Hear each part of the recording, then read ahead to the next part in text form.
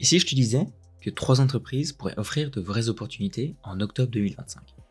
Ici, je ne te parle pas de paris, pas de pépites cachées, mais je vais te parler de 3 actions solides qui combinent croissance, fondamentaux et potentiel long terme.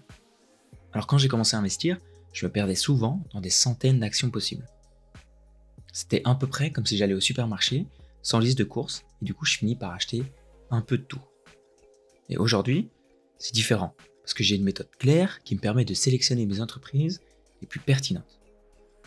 Et justement, en octobre 2025, c'est un mois assez particulier parce que les marchés sont encore incertains, la macroéconomie fait peur à beaucoup d'investisseurs, mais c'est justement dans des périodes comme ça de doute que se cachent les meilleures opportunités. Et on va directement commencer dans le vif du sujet avec Meta. Meta, Facebook. Mais pourquoi Meta m'intéresse particulièrement maintenant?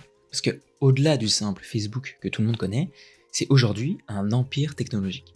On parle de publicité, réseaux sociaux, intelligence artificielle, réalité augmentée. Meta est littéralement partout. Et si on prend en compte juste son nombre d'utilisateurs, en 2025, le groupe compte environ 3,35 milliards d'utilisateurs actifs chaque jour à travers toutes ses applications, Facebook, Instagram, WhatsApp, Messenger. Autrement dit, quasiment la moitié de l'humanité. Pour bien comprendre, on va analyser les chiffres. Et si on les compare annuellement contre des résultats, on peut voir que de 2018 à 2024, on est passé de 55 milliards à 164 milliards. C'est plus qu'un fois 3, c'est une croissance quand même assez intéressante. Ensuite, on va se concentrer sur le revenu net. On est passé de 22 milliards à 62 milliards. C'est 1 fois 3. C'est très positif pour l'entreprise. Donc, c'est 2 gros checks. Et en plus de ça, on va regarder les actions en circulation et on peut voir clairement que les actions en circulation baissent. Alors, pourquoi c'est intéressant? Parce que ça veut dire que toi, en tant qu'investisseur, tu auras une plus grosse part du gâteau au fur et à mesure. Ensuite, un des points très intéressants à regarder, c'est de comparer les actifs courants avec les passifs actuels. Et on veut évidemment voir un actif beaucoup plus grand que les passifs. Et là, on peut voir qu'on est à 100 milliards d'actifs et à 33 milliards de passifs. Alors, qu'est-ce que ça veut dire vraiment actif-passif? Les actifs, c'est tout ce que l'entreprise peut facilement convertir en liquidité, et les passifs, tu dois voir ça un peu comme les dettes à court terme. Et ensuite, on va regarder le chiffre pour moi le plus intéressant et un qu'il faut tout le temps regarder, c'est évidemment le free cash flow. On peut voir que en 2018, on est à 15 milliards, en 2024, on est à 54 milliards, et qu'on a une petite baisse en 2022, mais ça, on peut carrément même le voir sur le graphe. La grosse baisse ici justifie, une baisse du chiffre d'affaires, une baisse des revenus nets et une baisse du free cash flow. Est-ce que cette baisse était justifiée, moins 70% sur une action comme ça? Pas forcément, mais ça on en a déjà parlé dans une autre vidéo. Le lien sera dans la description. Mais bon, on va aussi du coup se concentrer sur maintenant les statistiques. C'est quoi la valorisation réelle en tout cas de l'entreprise? On peut voir que le PI ratio il est à 28 et le ratio prix flux de trésorerie il est à 19. C'est des valorisations qui sont acceptables. J'aimerais bien voir un PI un tout petit peu plus bas, mais il faut bien comprendre que plus le PI est haut, plus il y a des grosses attentes envers l'entreprise. Et là, on peut voir que il y a des attentes modérées. En tout cas, 28 c'est pas exceptionnel, c'est pas bas, mais c'est pas hyper haut. Du coup, on a des attentes quand même assez correctes par rapport à l'entreprise. Alors pourquoi je trouve que Meta c'est hyper intéressant? Parce que justement, Meta investit massivement dans l'intelligence artificielle et c'est un secteur qui va et qui pourrait redéfinir carrément notre quotidien dans les années à venir. Alors oui, tout n'est pas parfait pour Meta. Meta reste quand même sensible au cycle économique. Pourquoi? Parce qu'en fait, si les entreprises ont dur à générer du cash, elles vont moins dépenser en publicité et du coup, forcément, Meta et là Google aussi vont aussi perdre un peu de part de marché. Enfin, pas perdre de part de marché, ils vont perdre du chiffre d'affaires. Donc c'est quand même sensible.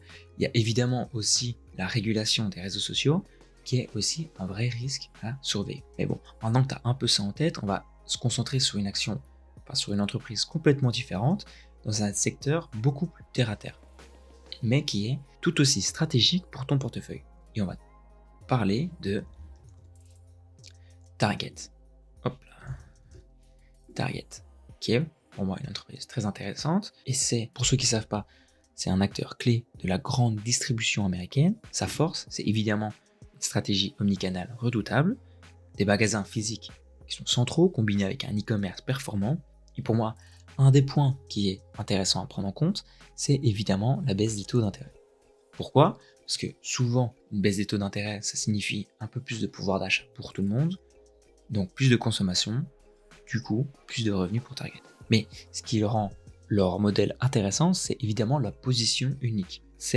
Target est un peu au milieu de art discounter, donc comme Walmart, et d'une enseigne un peu premium élitiste. Il est au milieu de ces deux-là, et ça offre du coup une flexibilité commerciale précieuse. Du coup, on va se concentrer sur les chiffres. Les chiffres, en tout cas, récemment, sont pas hyper positifs. On peut voir que depuis 2021, ça stagne assez fort, mais on sait que Target investit quand même massivement pour améliorer sa logistique, améliorer ses marges, et ça, c'est un pari, en tout cas dans les années à venir. On peut voir ensuite le revenu net passer de 2 milliards à 4 milliards, mais on stagne encore depuis 2021, même on est en baisse depuis 2021.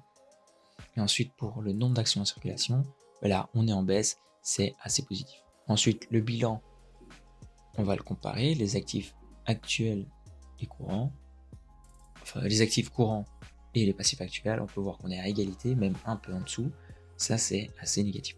Ensuite, en termes de free cash flow, on est à 4 milliards de free cash flow, comparé à 2018 c'est 2 milliards, mais par rapport à 2021 on est quand même en baisse.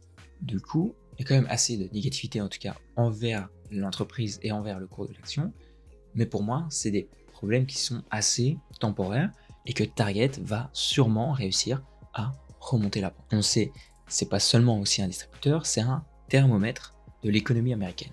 Quand tu analyses en fait les résultats, tu analyses directement les comportements des ménages. Est-ce que les gens consomment plus? Est-ce qu'ils réduisent leurs achats? Est-ce qu'ils privilégient le low cost ou le confort?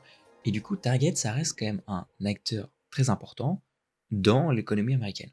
Si on regarde les statistiques et les ratios de valorisation, on peut voir qu'on a des ratios de valorisation très très bas. Pourquoi? Bah déjà, on n'est pas dans le secteur de la tech. Il ne faut pas comparer les prix, enfin les ratios de la tech avec les ratios, en tout cas de Target. Mais il y a aussi, comme on a vu, beaucoup de négativité autour de l'entreprise. Et ça va évidemment donner un graphe comme ça. On peut voir que depuis 2021, le chiffre d'affaires était stagné.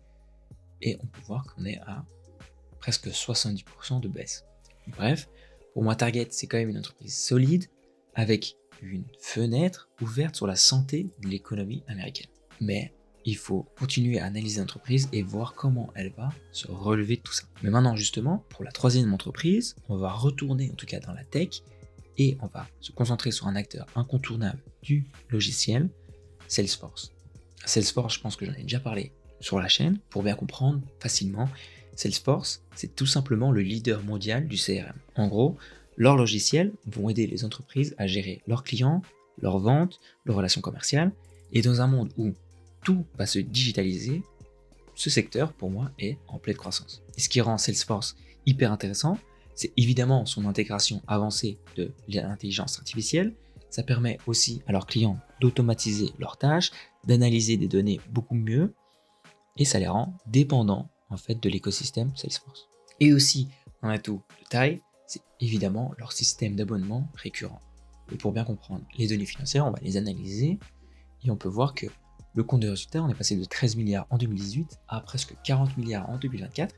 C'est une croissance positive. On peut voir que c'est du 20% et la croissance a un peu baissé ces dernières années. Ensuite, si on regarde le revenu net, on est passé de 1,1 milliard à 6 milliards. C'est extrêmement positif. Ensuite, le dernier qu'on va regarder, c'est le nombre d'actions en circulation. Là, il augmente. Voilà, ça c'est quelque chose que j'aime pas trop voir, mais ça peut être justifié par en fait une volonté en tout cas d'avoir du cash. Et maintenant, on va se concentrer sur le bilan et le free cash flow. Le bilan, les actifs courants et les passifs actuels, on peut voir qu'ils sont égalité. Mais bon, pour moi, ça me fait pas vraiment peur. On peut voir que c'est égalité. Donc voilà, c'est pas positif, c'est pas négatif, mais bon, ça peut être en tout cas beau. Ça peut être en tout cas amélioré.